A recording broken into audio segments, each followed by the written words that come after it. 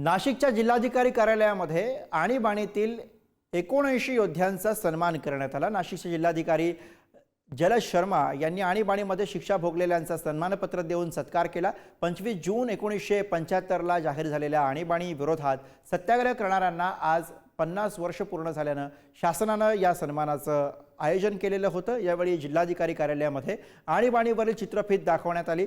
या वेळेला आणीबाणीच्या काळातील घेतलेल्या भूमिकांच्या आठवणींना आणीबाणी योद्ध्यांनी उजाळा दिला। शासनाच्या माध्यमातून दर महिन्याला दिल्या जाणाऱ्या मानधनातही वाढ केली जाणार असल्याचं या वेळेला त्यांनी सांगितलं।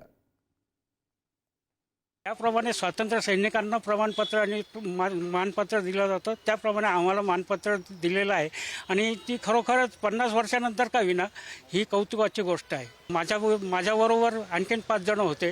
ते आम्ही नाशिकच्या गाडगे महाराज पुतळ्यापासून तर मेन रोडवर पूर्ण मेन रोडवर तो सत्याग्रह केला। म्हणजे शासनाच्या विरोधात आम्ही आणीबाणीच्या विरोधात घोषणा देत होतो आणि आम्हाला 6 जण असल्यामुळे आम्हाला ताबडतोब अटक केली।